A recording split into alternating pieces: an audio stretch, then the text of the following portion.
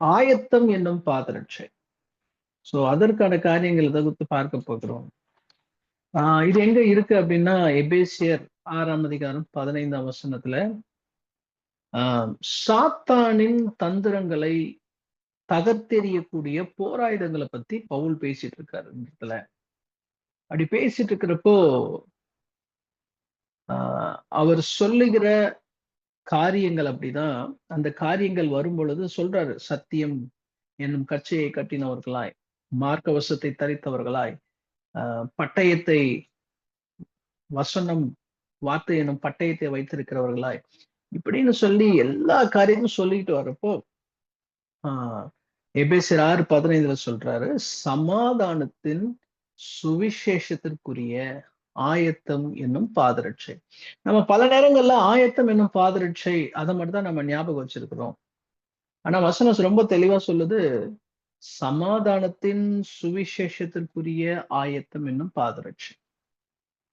பாருங்க, ஏன் இப்படிப்பட்ட ஒரு வார்த்தையை அவர் மெயின்டைன் பண்ணணும்? இந்த ஆயத்தம் அப்படிங்கிறது என்ன அப்படின்னா, ஒரு ப்ரிப்பரேஷன். ஒரு டிரான்ஸ்லேஷன் பண்ற ஆயத்தம்னா என்ன? ப்ரிப்பரேஷன், ஒரு ரெடினஸ், ஒரு பிளான். அதுதான் அந்த ஆயத்தம். ஒரு காரியத்தை செய்யும் பொழுது, ஒரு ஊருக்கு நீங்க போறீங்க அப்படின்னா, அந்த ஊருக்கு போறதுக்கு நீங்க ஆயத்தப்படுவீங்க. கரெக்டா? அதற்கான டிக்கெட்டுகளை எடுக்கிறது, அதற்கான பொருட்களை எடுத்து வைக்கிறது, இந்த மாதிரி பல ஆயத்தங்களை செய்த பிறகுதான் நீங்க ஊருக்கு போவீங்க. ஒரு வீடு வாங்குறீங்க அப்படின்னா, அதற்கான ஆயத்தங்களை நீங்க செய்வீங்க. அதோடைய பட்டா வெரிஃபை பண்றது, வக்கீல் கிட்ட போய் பேசுறது, இந்த மாதிரியான காரியங்கள் எல்லாம் தான் ஆயத்தம். ஆண்டவர் சொல்றாரு, சமாதானத்தின் சுவிசேஷத்திற்குரிய ஆயத்தம் என்னும் பாதரட்சை. சோ ஆண்டவர் சொல்லுகிற வார்த்தையில ஒவ்வொரு வேதத்துல சொல்லப்படுகிற ஒவ்வொரு வார்த்தையுமே நமக்கு ஏதோ ஒரு காரியத்தை சொல்ல வருதுங்க. என்ன அப்படின்னா, அப்போ நம்மளுடைய ஆயத்தம் எப்படி இருக்கணும் அப்படின்னா,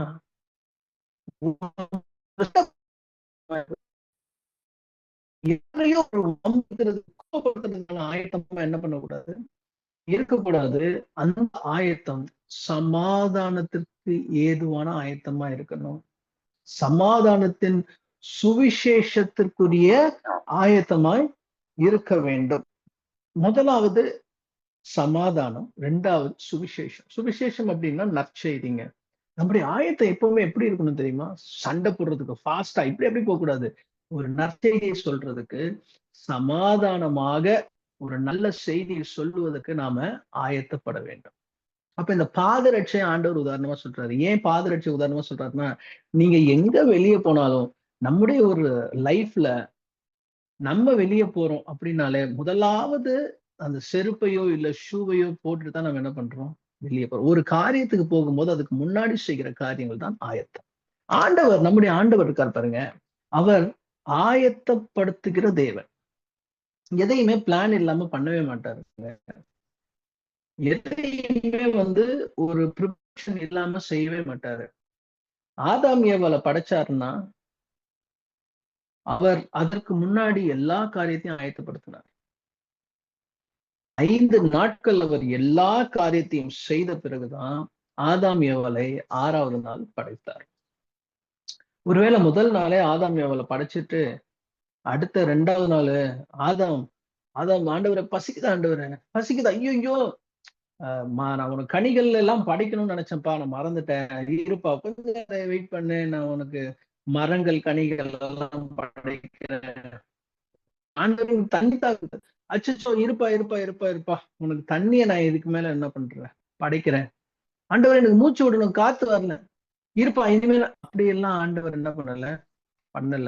ஆண்டவர் ஆயத்தப்படுத்துகிற தேவன். Is a very organized God.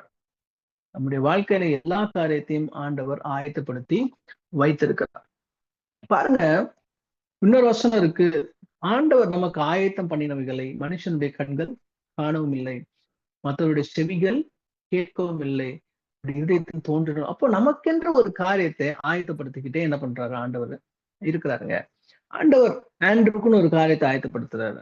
உங்களோட வாழ்க்கை இப்படிதான் இருக்கணும், இந்த காரியம் இப்படித்தான் போகணும், இப்படி போனாதான் அவன் இப்படி போவான், ஜெஃப்ரியோட வாழ்க்கை இப்படித்தான் இருக்கணும், இவங்களோட வாழ்க்கை இப்படித்தான் இருக்கணும்னு ஆயத்தப்படுத்துகிற ஒரு நல்ல தேவன்க. அதற்கு பிறகு பாருங்க, இப்பவும் ஆண்டவர் என்ன பண்றாரு தெரியுமா? சில காரியங்களை ஆயத்தப்படுத்திட்டு இருக்காரு.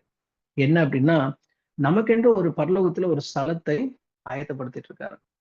அது ஆயத்தம் படுத்தணும்னு நம்ம என்ன பண்ணுவார் ஆண்டவர்? கூட்டிக் கொள்வார்.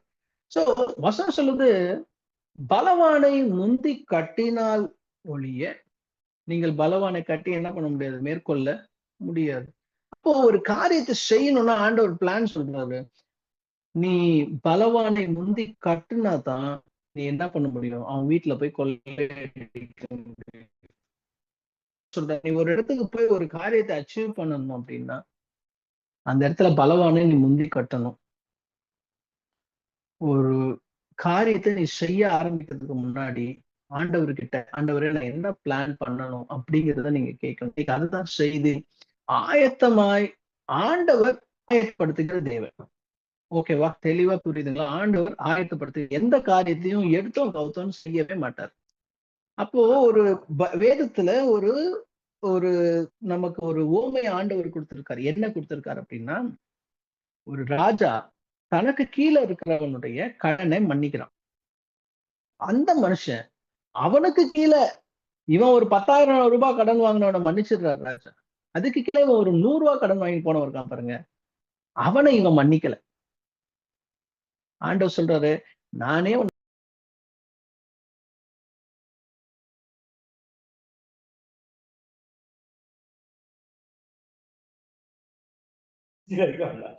சின்ன நெட்வொர்க் இஷ்யூ தான். இப்ப ஜாயின் பண்ணிடுவாங்க.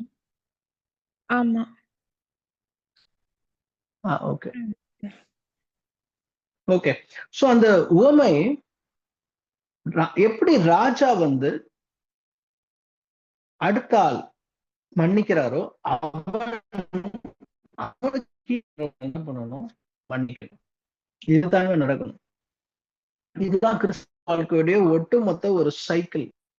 ஆண்டவர் ஒரு காரியத்தை நமக்கு செய்தார், அந்த காரியத்தை நாம மற்றவங்களுக்கு செய்யணும். இதுதான் கிறிஸ்தவ வாழ்க்கை. ஆண்டவர் நம்ம மேல அன்பு கூறினார்னா நம்ம மத்தவங்க மேல அன்பு கூறணும். ஆண்டவர் நம்ம மேல அன்பு கூறும் போது ஏதாவது பார்த்து அன்பு கூறுறாரா? ஆண்ட்ரூ நல்லவன் அதனால அன்பு கூறலாம், ஆண்ட்ரூ இப்படி இருக்கான் அதனால அன்பு கூறலாம் அப்படின்னா இல்லைங்க. நம்ம பாவியா இருக்கும்போது நம்ம அன்பு கூர்ந்தவர். அப்போ அது ஆண்டவரோட குவாலிட்டி என்ன? நீ எப்படி இருந்தாலும் அன்பு கூறுவேன், நான் எப்படி இருந்தாலும் நான் கைவிட மாட்டேன், உனக்கு கிருபை கொடுத்திருக்கிற. இதெல்லாம் ஆண்டவரோட குவாலிட்டியை நம்ம மேல காட்டுறாங்க.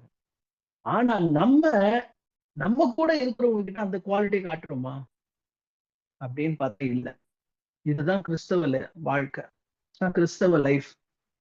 இந்த இதுல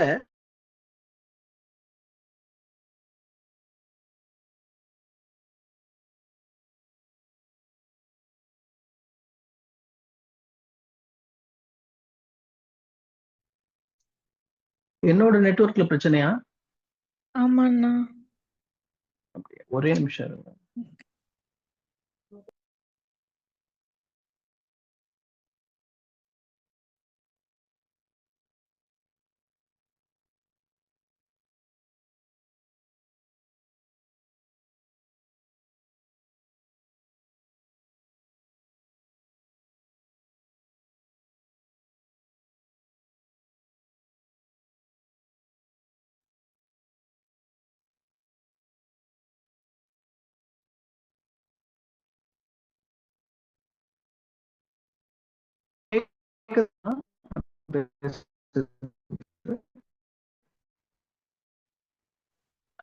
கேக்குதா கொஞ்சம்?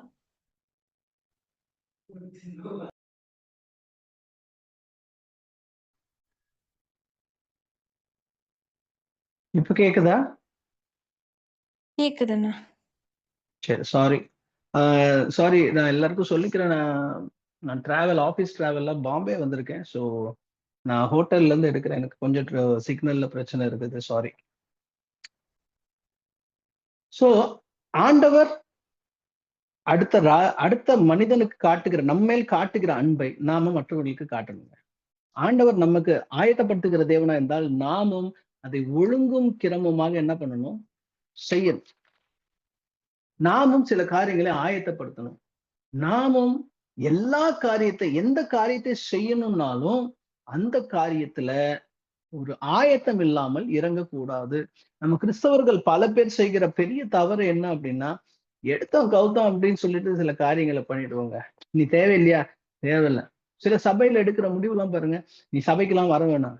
நீ இது பண்ண வேணாம். நீ அது பண்ண வேணாம். ஆவிக்குரிய வாழ்க்கையில பல நேரங்கள்ல நம்ம டிசிஷன் ஏதோ ஒண்ணு ஏன்னா டப்பு டப்புன்னு எடுத்துடுறோம். அப்படி பண்ணாம எல்லா காரியத்திலையும் ஆண்டவரை முன்ன வச்சு அவர்கிட்ட ஃபர்ஸ்ட் என்ன பண்ணணும், நம்ம டிசிஷன் கேட்கணும்.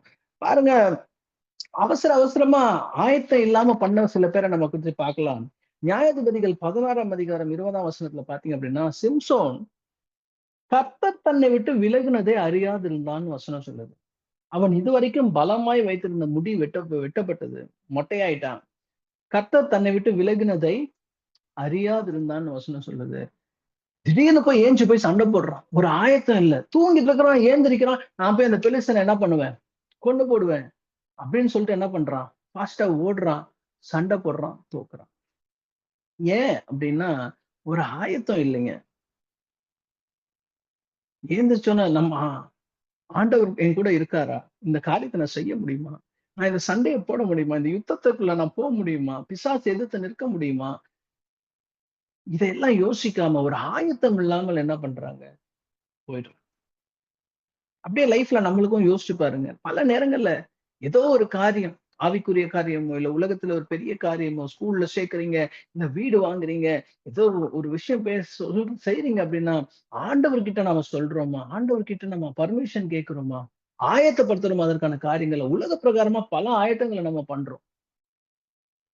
பல ஆயத்தங்களை செய்யும் பொழுது, ஆவிக்குரிய ஆயத்தங்கள் நம்ம கிட்ட இருக்குதா? பாருங்க, யோசுவா 7:2 எனக்கா கொஞ்சம் பைபிள் மட்டும் வாசிங்களேன். யோசுவா 7:2. யோசுவா எரிகோவிலிருந்து பெத்தேலுக்கு கிழக்கில் உள்ள பெத்தாவேன் சமீபத்தில் இருக்கிற ஆயி பட்டணத்துக்கு போகும்படி ஆட்களை அனுப்பி, நீங்கள் போய் அந்த நாட்டை வேவு பாருங்கள் என்றான். அந்த மனுஷர் போய் ஆயியை வேவு பார்த்து போதுமா? இங்க பாருங்களேன். இங்க யோசுவா எங்க இருந்து வர்றார் அப்படின்னு நான் சொல்றேன் கேளுங்க. யோசுவாவுடைய முதல் யுத்தம் எரிகோ மேல நடக்குது யுத்தம்.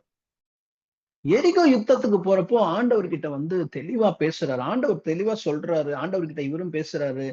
சொல்றாரு 7 தடவை நீ சுத்தி வரணும்பா. டெய்லி ஒரு தடவை 7 நாள் சுத்தி வரணும். 7வது நாள் என்ன பண்ணணும்? 7 தடவை சுத்தி வரணும். நீ சுத்தின பிறகு என்ன பண்ணணும்? ஆசாரியர்கள் எல்லாம் பூரிகைகளை ஊதுவாங்க. நீ உடன்படிக்கையை பற்றி தூக்கிட்டு என்ன பண்ணணும்? சுத்தணும். 7வது தடவை பயங்கர சத்தமா எல்லாரும் துதிக்கும் பொழுது எரிகோ மதில்கள் கீழே இடிந்து விழும். ஆண்டவர் ஒரு பிளான். எப்படி ஆயத்தப்படுத்தினாரு? எரிகோ கோட்டையை உடைக்கணும்னா ஒரு பிளான், ஒரு ஆயத்தம் இருக்கு. நீ 7 தடவை இது பண்ணணும், அது பண்ணணும், ஆயத்தம். அதை கேட்டுட்டு எக்ஸாக்டா யோசுவா அதே மாதிரி பண்றாரு. பண்ணிட்டு எரிகோ மதில்னா நீங்க நினைப்பீங்க, நம்மளுடைய சுற்றுச்சுவர், நம்முடைய வீட்டுடைய சுவர் மாதிரி இருக்கும்னு நினைச்சீங்கன்னா தப்பு. எரிகோ மதில் மேலதான் ராகாப்புடைய வீடு இருந்துதான். அப்ப கவனிங்க, மதில்னா சாதா மதில் கிடையாது. அந்த மதில் மேல வீடு இருக்கிற மாதிரியான ஒரு தடிமனான ஒரு ஸ்ட்ராங்கான மதில்ங்க அது. அந்த மதிலை ஆண்டவர் என்ன பண்றாரு அப்படின்னா ஒரு பிளான் கொடுக்குறாரு. அந்த பிளான் படி என்ன நடக்குது அப்படின்னா எரிகோ மதில் கீழே இடிஞ்சு விழுது. சரியா? இப்ப இந்த பிளான் பண்ணியாச்சு. எரிகோல என்ன பண்ணியாச்சு? போய் ஜெயிச்சாச்சு. எல்லாம் முடிஞ்சது. என்ன வந்துருச்சு இப்ப யோசுவாக்கு? இப்ப நம்ம வசனம் வாசிச்சோம் இல்லையா? என்ன வாசிச்சோம் அப்படின்னா, ஜனங்களை கூப்பிட்டு நீங்க போய் ஆயி பட்டணத்துல போய் வேவு பார்த்துட்டு வாங்க. இதுல என்ன மிஸ் ஆகுது அப்படின்னா, ஆண்டவர்கிட்ட அந்த பிளானை எக்ஸிக்யூட் பண்றதுக்கு முன்னாடி என்ன பண்ணணும்னு ஒரு வார்த்தை ஆண்டவர்கிட்ட கேட்கல. கரெக்ட்டுங்களா? எரிகோக்கு ஆண்டவர் அவ்வளவு தெளிவா என்ன பண்ணாரு? பிளான் கொடுத்தாரு. ஆனா இந்த 2வது சண்டை யார் கூட அப்படின்னா, இந்த ஆயி பட்டணத்துல சண்டை போடுறப்போ யோசுவா மனுஷன் கிட்ட என்ன பண்ணிட்டாரு? போயிட்டார். வித்தியாசத்தை நல்லா புரிஞ்சுக்கோங்க. முதல் சண்டை எரிகோ, மிகப்பெரிய மதில் தூள் தூளா இடிஞ்சு விழுந்தது. ஆண்டவர் கொடுத்த பிளான். ஆண்டவர் கிட்ட கேட்டாங்க, அந்த பிளானை கொடுத்தாரு. 2வது சண்டை என்ன தெரியுமா நடந்துருச்சு?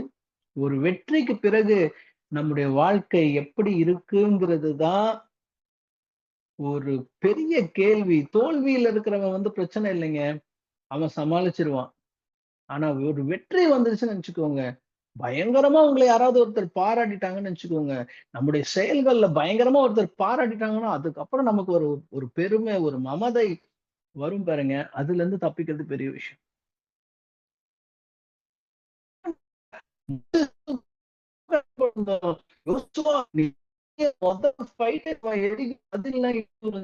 யோசுவா மோசே கூட இந்த மாதிரி என்ன பண்ணல பண்ணது அப்படின்னு பேச பேச பேச பேச யோசுவா கொஞ்சம் சரி, அடுத்த சண்டையை நம்ம நேரா என்ன பண்ணிடலாம், அவ்வளவு பெரிய எரிகோவே நம்ம காலி பண்ணியாச்சு, இப்போ ஆயி பட்டணத்தை போய் என்ன பண்றது, முறியடிக்கிறதுல பெரிய விஷயமா அப்படின்னு யோசிக்க ஆரம்பிச்சிட்டாங்க.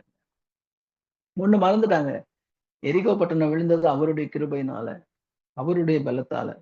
நம்முடைய வாழ்க்கையில வெற்றிகள் வருது, நம்முடைய வாழ்க்கையில ஏதோ ஒரு நல்ல காரியம் நடக்குது, நாம அதுக்கு ஒர்த்தே கிடையாது, ஆனா நம்முடைய வாழ்க்கையில அது நடக்குதுன்னா அது உங்களால கிடையாது, நம்மளால கிடையாது. அந்த காரியம் ஆண்டவரால் வந்தது அப்படிங்கிறத என்னைக்கும் நம்ம மைண்ட்ல என்ன பண்ணணும், வச்சிருக்கணும்.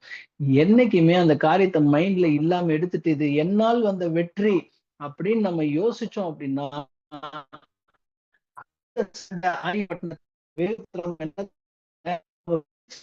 திமிர் தெரியும். நல்லா அவங்க பேச்சு கொஞ்சம் திமிர் தெரியும். என்னன்னா யோசுவா ஊர்ல இருக்க ஜனங்கள்லாம் ரொம்ப கம்மியான ஜனங்க தான்.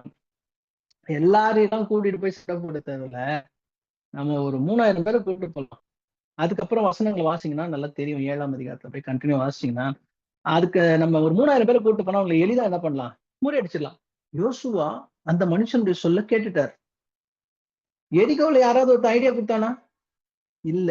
ஆனா முதல் வெற்றிக்கு பிறகு என்ன ஆயிடுச்சுன்னா, மனுஷன் சொல்றான் எரிகோவே காலி பண்ணியாச்சு, இது சின்ன சின்ன சின்னோண்டு ஒரு ஊரு, இந்த ஊருக்கு எதுக்கு இத்தனை பேர் போய் சண்டை போடணுமா, முடியா ஒரு 3000 பேர் போலாம், காலி பண்ணிட்டு வந்துடலாம்.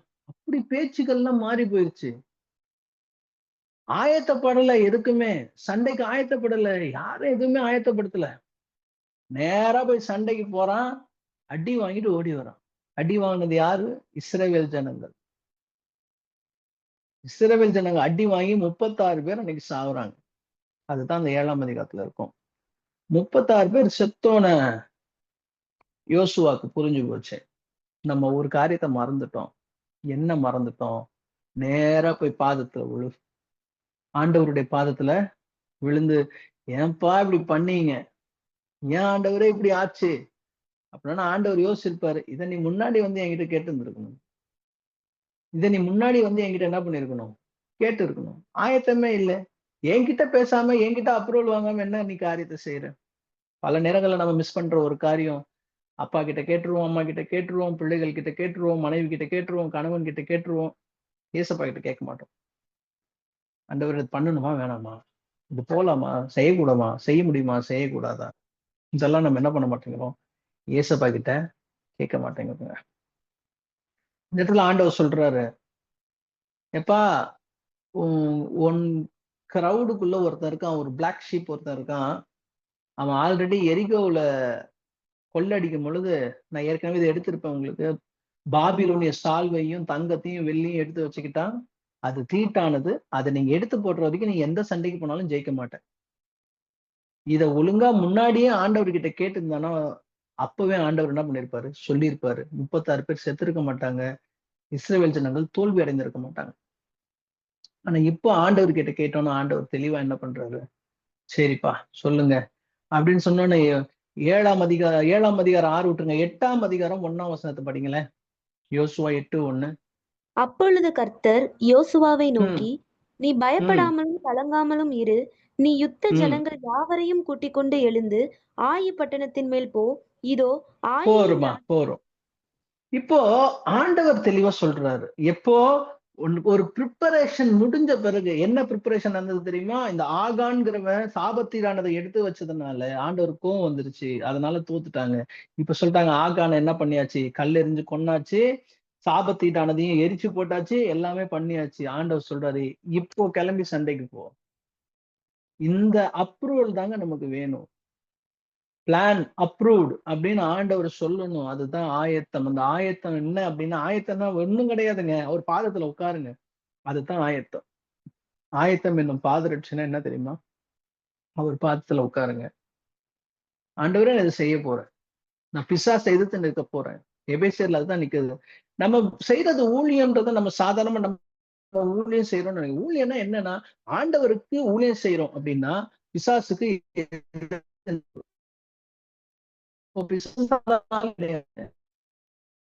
அவனுக்கு எதிர்த்து நிற்கும் பொழுது ஆண்டவர் பிளான் இல்ல அப்ரூவ் பண்ணாம நம்மளுடைய பிளான்ல ஒண்ணுமே என்ன பண்ண முடியாது, செய்ய முடியாது. தாவீது என்ன கேட்கிறாரு? ஆண்டவரே நான் அந்த தண்டை பின்தொடர வேண்டுமா? 1 சாமுவேல் 30:8 படிக்காதீங்க, நான் சொல்லிடுறேன். ஆண்டவரே நான் அந்த தண்டை பின்தொடர வேண்டுமா? அதை பிடிப்பேனா? அந்த கேள்விகளை கரெக்டா கவனிங்க. தாவீது சொன்ன கேள்வியை. ஆண்டவரே நான் அந்த தண்டை பின்தொடர வேண்டுமா? பிடிப்பேனா? நேரா போய் சண்டை போட்டுருக்கலாம்ல தாவீது. தாவீதுக்கு தெரியாத சண்டையா? தாவீதால முடியாது.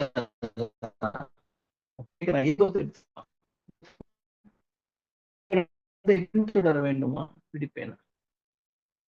ஆண்டவர் உங்ககிட்ட இருந்து ஒரு சின்ன ஒரு கான்வர்சேஷன் மட்டும் தான் எதிர்பார்க்கிறாரு.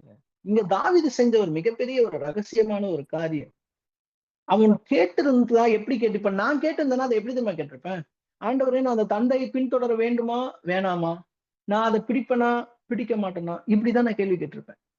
ஆனா தாவீது கேட்ட காரியத்துல ஒரு காரியம்னா, நான் அந்த தண்டை பின்தொடர வேண்டுமா பிடிப்பேனா? நெகட்டிவான வார்த்தையே பேசல தாவீது. எனக்கு ஆசை நான் அந்த தண்டை பின்தொடரணும், நான் அதை பிடிக்கணும். இதுதான் தாவீதுடைய மனசுக்குள்ள இருக்கிற ஆசை. அதுதான் வார்த்தையா வெளியே வந்துச்சு. அவன் கிட்ட அந்த தண்டை பிடிக்க மாட்டேனா, நான் தொடர மாட்டேனா, நான் செத்துருவேனா, நான் தோல்வி அடைஞ்சிருவேனா, இந்த வார்த்தைக்கே தாவீதுடைய மைண்டுக்குள்ள இடமே கிடையாது. அவனுடைய மைண்ட் ஃபுல்லா பாசிட்டிவா இருந்தது. ஆண்டவர் கிட்ட அப்ரூவல் மட்டும் கேட்டான். நான் அந்த தண்டை பின்தொடருப்பா, நான் அவனை பிடிப்பேனா? பல நேரங்கள்ல நம்ம வாயை திறந்தா நெகட்டிவா தான் பேசுறோம். இதெல்லாம் நம்மளால எப்படி முடியும் பிரதர்? நம்மளால முடியாது பிரதர். நம்ம சபை ரொம்ப சின்ன சபை பிரதர். அதை வச்சு என்ன இப்படிதான் பேசிட்டு இருக்கோம். ஆண்டவர் கிட்ட கேட்டு பாரு, ஆண்டவரே நான் இந்த பெரிய செய்ய மாட்டேனான்றது ஒரு டவுட்டே வரக்கூடாது. அப்படி நீங்க கேட்டீங்கன்னா ஆண்டவர் சொல்லுவாரு, நீ போ, நடக்கும். தாவீதோட மிகப்பெரிய ஒரு பிடிச்ச விஷயமே அப்படித்தான். ஆண்டவரே நான் போனோம், ஆண்டவரே என்ன என்ன எனக்கு என்ன அடையாளம் தரீங்க அப்படின்னு கேட்கிறாரு. அடுத்த விஷயத்துல ஆண்டவர் சொல்றாரு, முசுக்கட்டை செடிகளின் மத்தியில ஒரு இறைச்சலை நீ கேட்கிறப்போ ஏஞ்சு போ, உனக்கு ஜெயம். எதா இருந்தாலும் ஆண்டவர் முன்னாடி வச்சுக்கணுங்க. அவ்வளவுதான். ஆண்டவரை முன்னாடி வச்சு ஆண்டவர்கிட்ட, ஆண்டவரே இதுதான் என் பிளான், எனக்கு ஜெயிக்கணும், நீங்க என்ன சொல்றீங்க போ. ஆண்டவர்கிட்ட இருந்து அப்ரூவல் வாங்கிட்டீங்கன்னா அதுதான் ஆயத்தம். அந்த ஆயத்தம் உங்களுக்கு இருந்ததுன்னா, செருப்பை போட்டாச்சு ஷூவை போட்டாச்சுன்னா கிளம்பி போய்கிட்டே இருக்கணும். அதுதான் ஆயத்தம் என்னும் பாதரட்சை. அடுத்த ஒரு விஷயம் நடக்குது. யோசுவா 10:12 யோசுவா பெரிய சண்டை நடக்குது. 3வது யுத்தம். ஃபர்ஸ்ட் யுத்தம் எரிகோ, 2வது யுத்தம் ஆயிப்பட்டணம், 3வது எமோரியர்களுடைய ஊர்ல ஒரு சண்டை நடக்குது. எமோரியர்களுடைய ஊர்ல சண்டை நடக்கிறப்போ சண்டை பெருசா போய்கிட்டே இருக்கு. ஒரு பக்கம் சூரியன் அஸ்தமனம் ஆக போகுது. அந்த டைம்ல யோசுவா சொல்றாரு, சூரியனே நீ கிபியோன் மேலும், சந்திரனே நீ ஆயலோன் மேலும் தரித்து நில் அப்படின்னு சொல்றாரு. இப்பதான் ஒரு அடி வாங்கிட்டு வந்தாரு.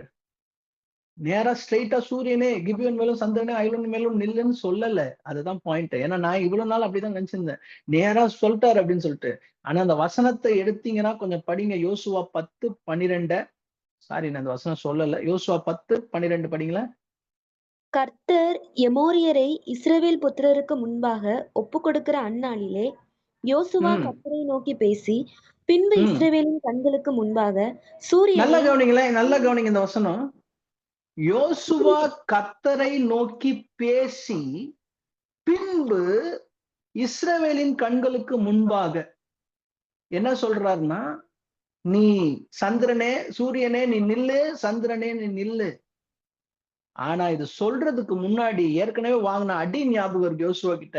நான் ஆண்டவர் கிட்ட பேசாம எந்த வார்த்தையும் நான் வாயில இருந்து என்ன பண்ண மாட்டேன், சொல்ல மாட்டேன்.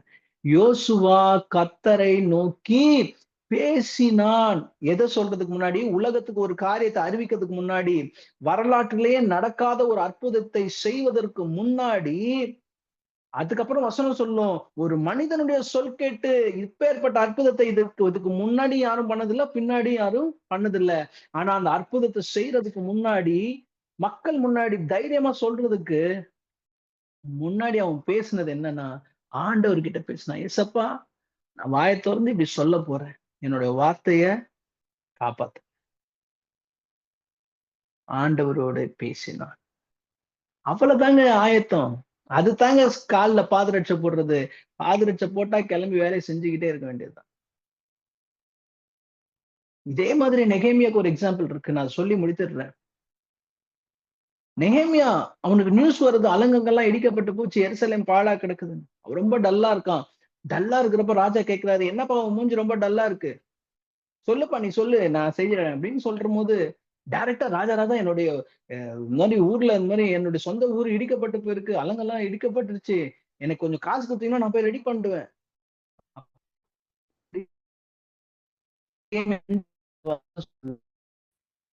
அவர் கேட்கிறாரு, நெகேமியாவே, அங்க பிராக்டிக்கலா என்ன நடந்திருக்குன்னு சொல்றேன். நெகேமியா, உனக்கு என்னப்பா மனசுல இருக்க காரியம் சொல்லுன்னு ராஜா கேட்கிறாரு. ஒரு சிஎம் கேட்கிறாருன்னு வச்சுக்கோங்க. 127 நாட்டுக்கு ராஜாங்க அவரு.